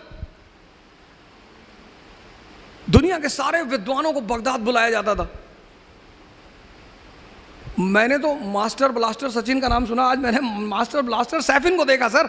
आपके सामने इतना बड़ा एग्जाम्पल बैठा हुआ है सर। यही तो आपने अपने बेटे को गलत मना किया सर। सर मैं माफ़ी चाहता हूँ, आपको नहीं करना चाहिए था सर, क्योंकि तब आपको समझ में आता वो टैलेंट जो है ना सर, हो सकता है आपके बेटे के सामने लग जाता द ग्रेट। आज हम जिस दौर से गुजर रहे हैं सर, हो सकता है वो बंदा उस चीज़, यही तो चुनौती है सर। मैं एक जगह क्लास लेने गया, मैं अब हिस्ट्री मुझे पढ़ाना है सर, तो और मुझे यूनिटी इन डाइवर्सिटी पढ़ाना है। उन्होंने मुझसे कहा ओझा साहब आपने मुगलों की बड़ी तारीफ़ कर दी। मैंने कहा सर मैं थोड़ी करता हूँ, इतिहास करता है सर। बोले नहीं नहीं आपने कुछ ज़्यादा ही कर दी। अरे मैंने कहा किसकी कर दी सर? मुगल मेडिवल इंडिया हमारा, एक कम्युनल दंगा नहीं हुआ सर। एक क्लास में 100 से ज़्यादा लोग बैठे, मुझे एक दंगा बता दो जब मध्य मेडिवल इंडिया में कोई दंगा हुआ ही नहीं सर। इल्तुतमिश, मौलानाओं का एक डेलीगेशन उससे मिलने के लिए आता है। इम्प्लीमेंट डेथ और इस्लाम इन हिंदुस्तान, उसका गुरु है कुतुबुद्दीन बख्तियार काकी। आप दिल्ली जाओगे तो देखोगे कुतुब मीनार, वो उसी की है, काकी साहब के नाम पे है। सूफी आदमी कुतुबुद्दीन ऐबक मिलने गया काकी से, कहा कि सर ये हमारे जो धार्मिक लीडर हैं ये ऐसा ऐसा कह रहे हैं। उसने पूछा कि ये जो क्राउन रखे हो उस सर पे कितने का? कहा 5 करोड़ का। कहा ठीक। और मौलाना साहब? बोले 10 रुपये का। तो एक कांस्टेबल भी कैप पहनता है, एक सब इंस्पेक्टर भी पहनता है, एसपीसीटी भी पहनता है, लेकिन हर कैप की एक वैल्यू है सर। वो वैल्यू उसकी थॉट प्रोसेस को डिफाइन करती है। संत अलग है सर, उनको बीच में मत लाइएगा, वो तो कुछ नहीं पहनते। उसने कहा तो तू 5 करोड़ के हिसाब से सोच, 98% नॉन मुस्लिम, हम 2%, हम इन पे शासन कर रहे हैं। क्यों? क्योंकि ये डिवाइडेड है, ये ब्राह्मण क्षत्रिय वैश्य, ये एक दूसरे को देखना नहीं चाहते। यही हमारी ताकत है। अगर तुमने इनके धर्म पे हाथ रखा, ये 98 एक हो जाएंगे, और अगर ये 98 एक हो गए, मैं तो कन्वर्ट हो जाऊंगा। मैं तो यूनिटी ऑफ गॉड में बिलीव करता हूं। सर दास था वो स्लेव, इल्तुतमिश का जीवन स्लेव से शुरू हुआ सर। उसकी बेटी, 50 बेटे थे सर, 50। ग्वालियर में मार हो गया वो। उसने अपने बेटों को खत लिखा कि आओ मेरी मदद करो। कोई नहीं गया कि मान लो अब्बा वहां मर गए तो यहाँ दूसरा भाई कब्जा कर लेगा। उसकी बेटी गई सर, रजिया।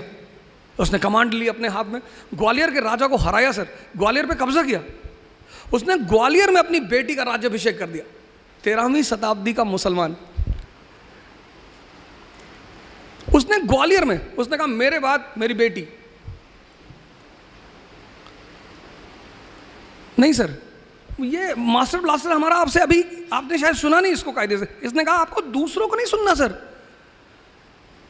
आप अपने बेटे को सर फिर से भेजिए, हो सकता है वो भारत को दूसरा अकबर मिल जाए। आज तो सर हमें ऐसे ही लोगों की जरूरत है ना सर। मैंने क्लास में कहा, शुरुआत में जब बोल रहा था, मैंने कहा सच सैफिन से मेरा एक अलग लगाव है। सोच पढ़ने से कुछ नहीं होता। तोतों को भी सिखाते राम राम, पर कोई तोता आज तक अरहत हुआ नहीं हुआ। मालिक की सबसे बड़ी गिफ्ट यही है सर। तो मैं माफ़ी चाहता हूँ, लेकिन मैं चाहूँगा कि आप अपने साहबजादे से कहें कि आप जो करना चाहें आप करें, दुनिया कुछ नहीं कर पाएगी सर। मैंने तैफ का एग्जाम्पल दिया था क्लास में। आज दुनिया का दूसरी जो सबसे बड़ी पॉपुलेशन है वो मोहम्मद साहब की फॉलोवर है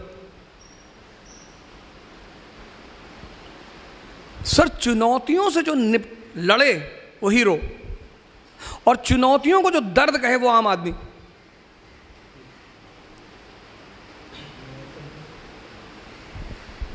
सर कुछ और कहें?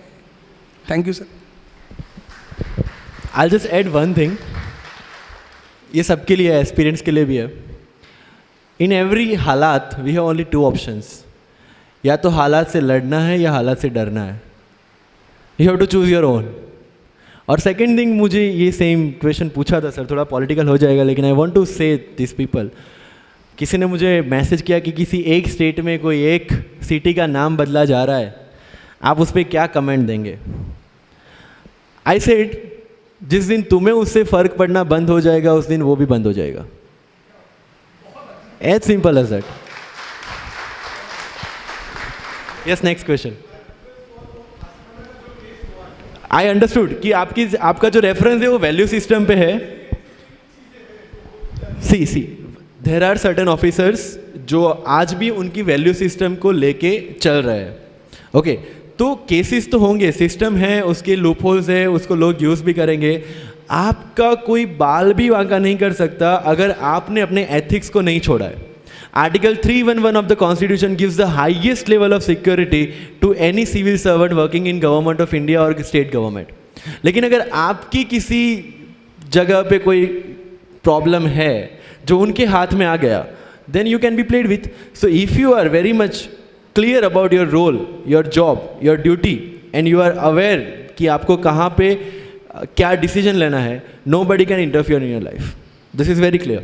सो अगर उनके साथ कुछ होता भी है, कहीं वे फ्रेम भी करते हैं, लेकिन सत्य है तो जीतेगा। These are some values which can never be modified और replaced. Yes, thank you. Yes, next. Good afternoon everyone.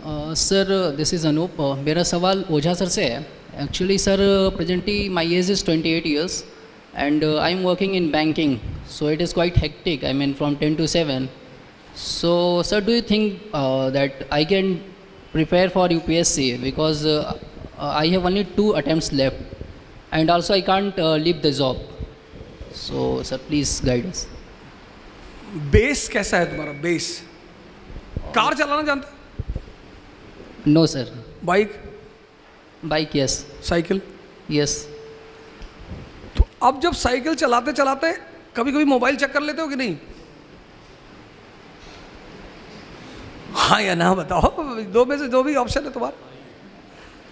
जैसे साइकिल चला रहे हो, तुम्हारा कॉन्फिडेंस है साइकिल पे, और तुम साइकिल चला रहे हो और फोन आ गया, तुम देखो जैसे जो लोग कार चला रहे हैं। Yes we do sir. हाँ, you do, generally we do it कि when we develop a command on certain things.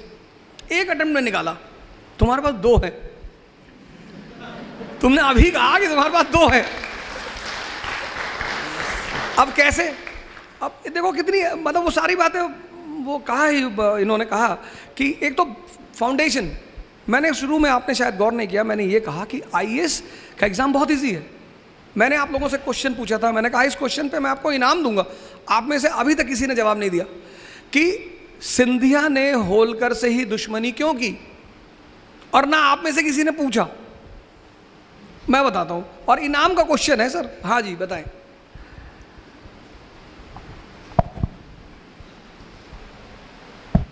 Sir मैंने आई थिंक कहीं पढ़ा था, वो पानीपत से होलकर भाग के आए थे, मतलब विश्वास राव को छोड़ के आए थे शायद, ये पढ़ा था मैंने, शायद ये रीज़न हो सकता है। ठीक ठीक। और कोई?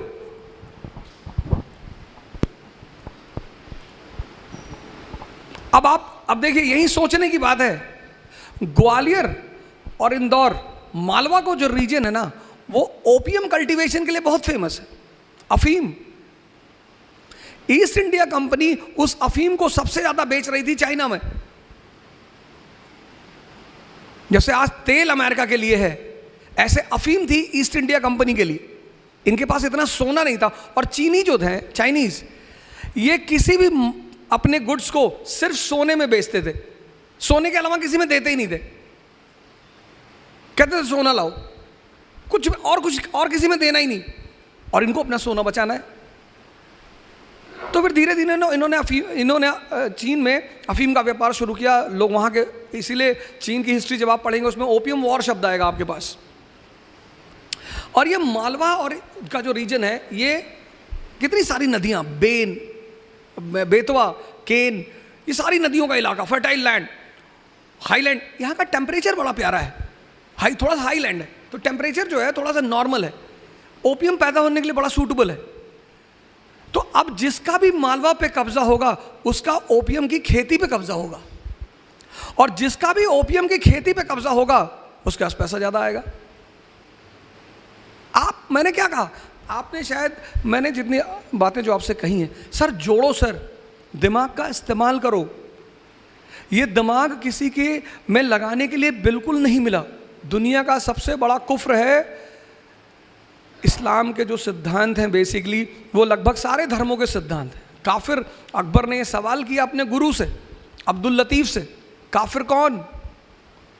उसने कहा नमाज पढ़ोगे जब, तो जो नमाज पढ़ना, असर की पढ़ना, फजर की पढ़ना, जब भी पढ़ना, पांचों में से मुझे बताना, नमाज पढ़ के मेरे पास आना सीधे, तब मैं बताऊंगा काफिर कौन।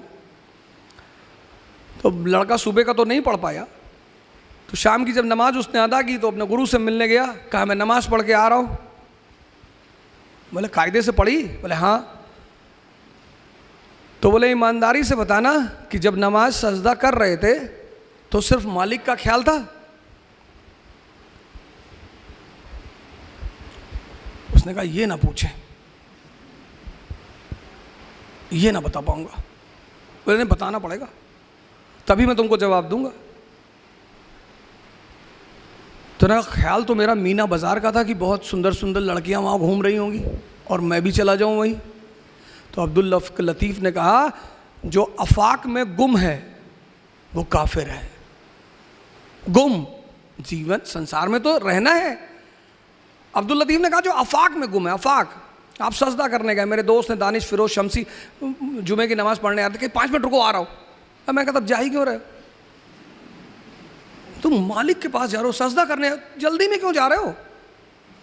हम प्रधानमंत्री से मिलने गए, अब मैं निकलूंगा उसकी ही मर्जी से, क्योंकि वो मालिक है देश का। मैं उससे ये थोड़ी कर सकता हूँ मैं जा रहा हूँ भाई साहब, वो क्या बैठे हो, मारा बैठ मास्टर, कहाँ जा रहा है? जब तुम मालिक से मिलने जा रहे हो, नमाज पढ़ने जा रहे हो, मंदिर जा रहे हो, सर ये देखो 1000 रुपये का फ़ोन लेके चलते हैं, क्योंकि व्हाट्सएप और फेसबुक दुनिया का सबसे बड़ा दुश्मन है।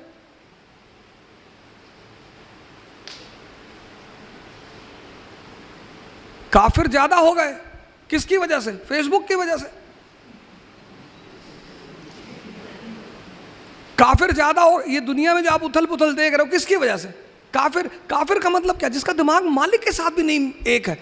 कम से कम आप किसी बड़े आदमी के सामने बैठे तो उसके ऊपर ध्यान लगाइए। आप नमाज पढ़ने के धीरे से मोबाइल निकाल के देख रहे हैं, अगल बगल आप देख रहे हो, कोई देख तो नहीं, उससे क्या फर्क पड़ता है सर? आप देखिए, मेरी वाइफ के पास 1 लाख रुपए का फोन, कहती है अच्छा नहीं लग रहा है। मैंने कहा सवाल अच्छे का नहीं है, सवाल दिमाग का है, बात ही तो करनी है। आपके पास 2 अटेम्प्ट है सर जी। एनसी आप पढ़िए बैंक में, कोई बात नहीं। आप हमें हमारा जो एक प्रोग्राम है, टेस्ट सीरीज का प्रोग्राम है, इकरा शुरू करेगी। वो जो टेस्ट सीरीज हम शुरू करने जा रहे हैं, 60 टेस्ट, 60, 1000 क्वेश्चन पर सब्जेक्ट। हिस्ट्री में 1000, पूरी हिस्ट्री आपको क्लास में रिपीट कराएंगे, ऐसे ही क्वेश्चन देकर डिस्कस कराएंगे। और इन्होंने क्या कहा, जब आप एक क्वेश्चन पढ़ते हैं तो उस क्वेश्चन के चारों तरफ भी देख ही लीजिए। तो हमने इसमें लिखा है बुकलेट में आपने देखा होगा 1:4 का फॉर्मूला। हम एक क्वेश्चन नहीं करेंगे। इन्होंने कहा कि जब आप क्वेश्चन करते हो तो आप की देखते हो, की में तो सिर्फ एक आंसर दिया है ना, तो आप उसके अगल बगल की चीजों से बच गए। हम यहां वही करेंगे। हम उस एक क्वेश्चन पूछेंगे, उसके अगल बगल जितनी भी चीजें, हमने यहां बुद्ध की प्रतिमा लगाई इसलिए नहीं कि हम बुद्धिस्ट हैं, यहां इतने महान लोगों की फोटो लगी हुई है। एक और रख दी हमने। आपने गौर किया, आपने में से किसी ने नहीं पूछा कि साहब ये बताइए आप तीनों में से बुद्धिस्ट कौन है? हमने जानते क्यों लगाई? क्योंकि ये दुनिया का पहला पैगंबर है जो रैशनलिज्म की बात करता है। ये दुनिया का पहला पैगंबर है, रैशनलिज्म। आदमी है, मुझे अल्लाह है कि नहीं है, क्या करोगे जान के? प्रॉब्लम बताओ, मेरे बच्चे की शादी नहीं हो रही, हाँ ये बोलो ना, चले आए। वो है या नहीं है तो एक अलग सवाल है। इतनी बड़ी कायनात, इनामदार साहब इतना बड़ा इंस्टीट्यूट चला रहे, उनको हटा दो, ये चलेगा? तो ये तो सवाल ही नहीं कि हम उस पर चर्चा करें। इनामदार साहब हैं, मालिक है यहाँ के, राजा हैं यहाँ, चला रहे ना, मैनेजमेंट कर रहे हैं ना, कितना बड़ा काम कर रहे हैं। आप कह रहे हैं, आप बताओ इनामदार साहब दुनिया है कि नहीं है? भाई इतनी बड़ी चीज़ कैसे चलेगी? कोई तो चलाएगा, उस पर तो सवाल ही नहीं। लेकिन पहले आप ये देखो क्यों ढूंढ रहे हो? सर हम चाहते हैं मेरा लड़का डॉक्टर हो जाए, तो उसको क्यों ढूंढ रहे हो? नहीं, वो आशीर्वाद सबको देता है। दुनिया, आप एक अपराधी से नफरत करते हो, वो नहीं करता, वो सबको हमेशा देता रहता है। लेकिन कौन ले रहा है, ये तो फर्क, ये सबसे बड़ी चीज, ले कौन रहा है? उमर साहब, कैलिफ उमर कैलिफ, बगदाद के कैलिफ। अभी सर ने हमारे कहा आज के हालात, गांव का प्रधान पिजारो से चल रहा है, बोलेरो से चल रहा है, फॉर्च्यूनर से चल रहा है। कैलिफ उमर, बगदाद के कैलिफ। ईद बनाने का पैसा नहीं, अपने खजांची से कहते हैं कि यार कुछ पैसे दे दो, बच्चों के लिए कपड़े ले लूं, अगले महीने की तनख्वाह में वापस कर दूंगा। खजांची और तेज था, उसने कहा लिख के गारंटी दे दो कि अगले महीने जिंदा रहोगे। जब वैसे राजा थे तो लोग खुश थे। और इस देश में हालात बनाए किसने? हमने। डेमोक्रेसी है, we the people of India solemnly resolve.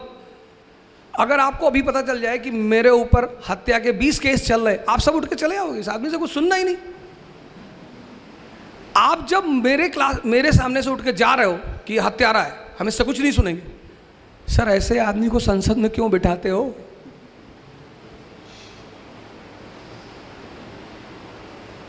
हाथ में तो आपसे आके कह देता है मुसलमान खतरे में है, मैं बचाऊंगा। आपसे आके कह देता है मंदिर बनाने जा रहे हैं, बनाओ भाई मंदिर, मस्जिद में कोई दिक्कत, बना लो भैया, बना लो, हम कहाँ मना करें, एकदम बनाइए सर, हमें तो उस मुद्दे पे बात ही नहीं करनी। लेकिन ये बताओ सर, हमारे बच्चों को नौकरी कैसे दिलाओगे? मंदिर बना लो, नीचे मंदिर बना लो, ऊपर मस्जिद बना लो, फिर ऊपर गिरजा घर बना लो, सब बना लो सर, मेरी ज़मीन पे बना लो सर। लेकिन सर ये बता दो कि हमारे ये जो बच्चा MCA करके बैठा है, 4 साल से नौकरी ढूंढ रहा है, इसको नौकरी कैसे दोगे सर? ये तो आप पूछते नहीं इन नेताओं से। फिर आप कहते हो हालात। अब इस देश के हालात को आप ही लोग बदलोगे, फिर आपकी हिस्ट्री लिखी जाएगी, फिर उसमें से आप में से कोई निकलेगा सैफिन द ग्रेट, समझदार आदमी। तो वो जो हम प्रोग्राम शुरू कर रहे हैं वो सिर्फ इसीलिए कर रहे हैं कि जैसे कोई वीकेंड का प्रोग्राम है, उसका पूरा मोटिव यही है कि हम 4-5 महीने में आपको पूरी चीज़ रिवाइज करा दें, पढ़ा दें और रिवाइज करा दें। तो वो इस इकरा को यहाँ आने का सबसे मेन थी, यहाँ कोचिंगें बहुत हैं, टीचर बहुत हैं और सब अच्छे हैं, ना तो कोई टीचर बुरा होता है ना कोई कोचिंग बुरी होती है। तो साहब आप लोग क्यों आए? हम खेलने नहीं आए सर, और ना खेलने सिखाने आए हैं, हम जीतने का सिद्धांत जानते हैं सर। खिलाड़ी तो यहाँ बहुत है, कोच यहाँ बहुत है, हम सर जानते हैं जीतने का फॉर्मूला।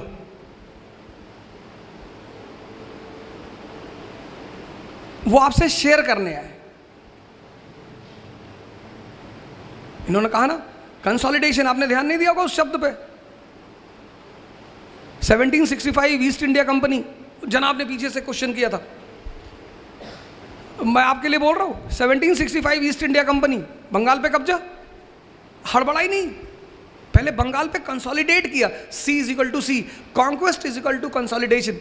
मराठा खाए जा रहे 2 किलो चिकन खा गए, 3 किलो मटन खा गए, खाए जा रहे, भाई हजम भी तो कर ले। फिर बोले डिसेंट्री हो गई, होनी थी। अंग्रेजों ने खाया, हजम किया, जिम गए, एक्सरसाइज किया, 100 साल में पूरे देश पे कब्जा कर लिया। इसलिए मैंने आपसे शुरू ही किया यहां से बोलने के लिए। पहली चीज मैंने आपसे कहा कहानियां हैं, समझना है। दूसरी चीज मैंने आपसे कहा दिशा, डायरेक्शन, सारा खेल डायरेक्शन। तीसरी बात मैंने आपसे कहा लड़ना है, मजा लो लड़ाई का, रो नहीं सकते, रो नहीं सकते, आप रो नहीं सकते।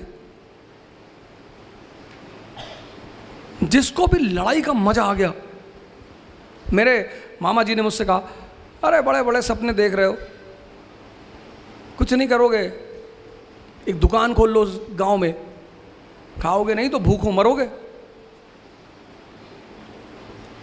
मैंने कहा भूखों नहीं मरेंगे, आपका जो धन है उसको लूटेंगे, और ऐसी बातें मत कहा करो। फिर उन्होंने मेरी माता जी से कहा बहुत बदतमीज लड़का है। सर बदतमीजी आप कर रहे हैं। एक तो आप अपने आप को मेरा अपना कहते हैं, माँ प्लस माँ, जिसमें 2 माँ लगा हुआ है, जो डबल माँ लिए हुए वो अपने बच्चे को डिमोरलाइज कर सकता है।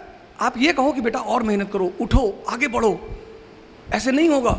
आप करो कुछ नहीं करवाओगे, दुकान खोल लो। तो जब आपने शुरुआत की तो मैंने आपको जवाब दिया, मैं माफी चाहता हूं उसके लिए।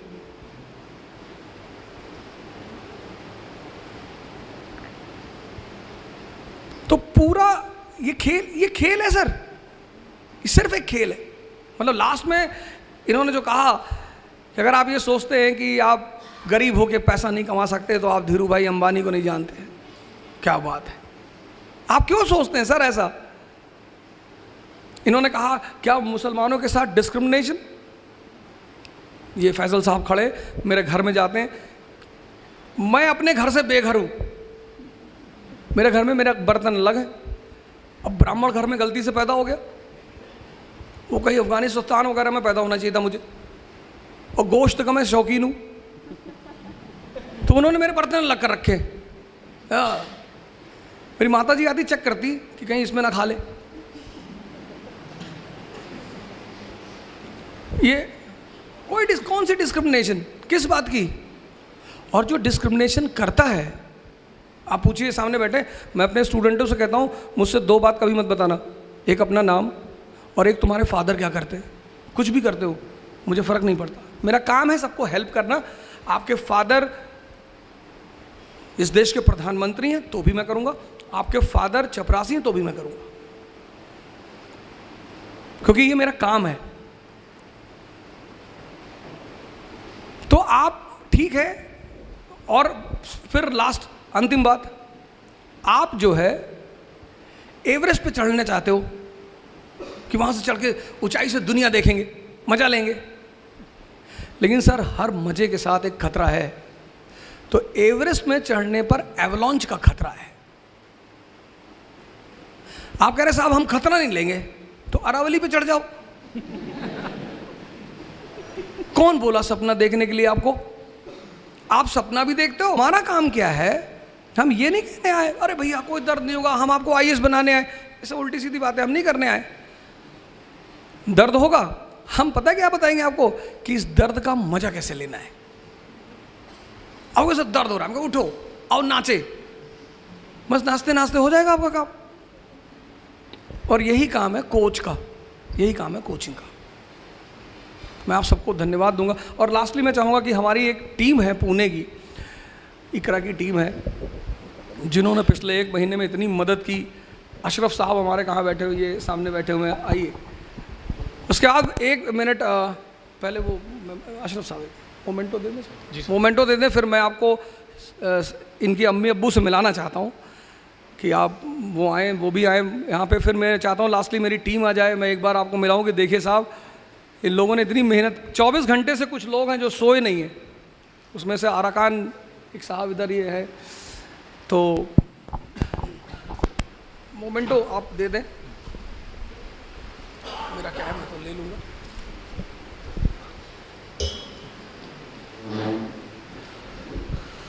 तो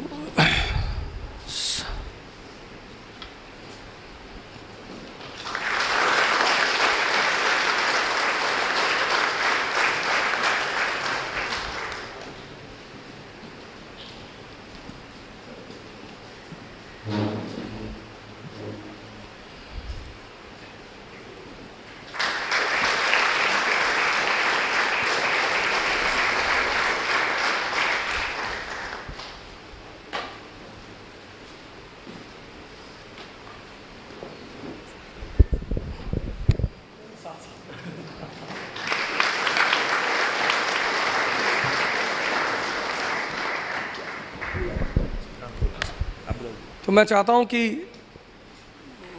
सैफिन साहब खुद अपनी अम्मी अब्बू को बुलाएं।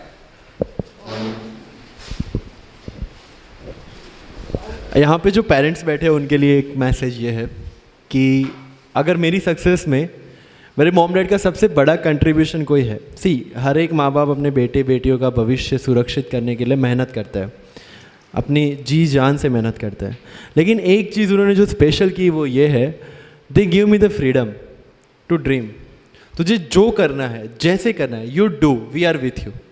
और ये सेंस ऑफ फ्रीडम आप में सेंस ऑफ रिस्पॉन्सिबिलिटी लेके आता है, और वही चीज़ इन्होंने की। अगर उन्होंने कभी मुझे ये नहीं बोला कि तुझे डॉक्टर बनना है, इंजीनियर बनना है, या ये बनना है वो बनना है। जब मैंने उनको बोला कि मुझे ऑफिसर बनना है, yes you go and do it. जब NIT में होने के बावजूद मैंने प्लेसमेंट नहीं लिया, मैं प्लेसमेंट में बैठा ही नहीं एक भी बार, जब रिस्क लिया 1 साल UPSC प्रिपरेशन का, जब घर के हालात ऐसे थे, जब ज़्यादा मजदूरी करनी पड़ती, फिर भी दे नेवर सेड कि okay just go and study, go and get some job जिससे फाइनेंशियल हेल्प हो जाए। No, they said okay you want to do UPSC, just go and do UPSC। And that is where probably I got that freedom, and that's why I could pursue my dreams so freely. So I would like to welcome Mummy, Papa, please come on the stage.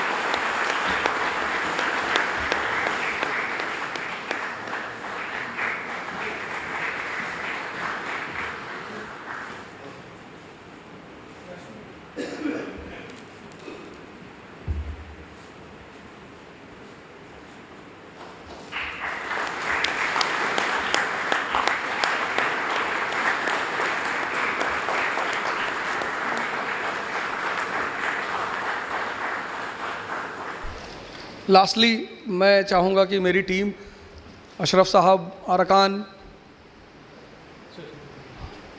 और बाकी लोग, उबैद साहब और 2-3 लोगों का तो मैं नाम नहीं जानता, लेकिन मैं चाहता हूँ आप सब लोग आ जाए।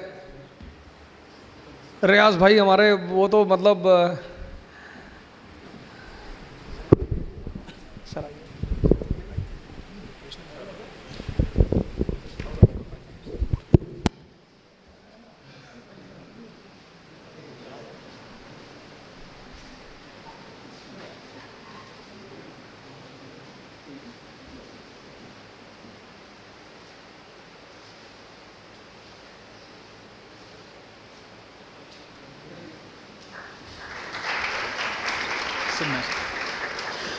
तो मैं लास्टली सबको, पूना के सभी लोगों को बहुत बहुत शुक्रिया कहना चाहता हूँ। आपने बड़ा सहयोग किया और आप आए बैठे इतनी देर, तो thanks a lot. So guys, we end this session with a national anthem. So I request all of you to please stand. Thank you.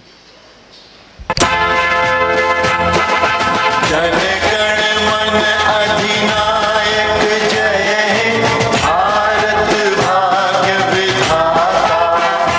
Punjab Sindhu Gujarat Maratha, Dravida Utkal बंगा। विंध्य हिमाचल यमुना गंगा, उच्छल जलधि तरंगा। तव शुभ नामे जागे, तव शुभ आशीष मांगे। गाहे तव जय गाथा, जन गण मंगल दायक जय हे, भारत भाग्य विधाता। जय हे, जय हे, जय हे।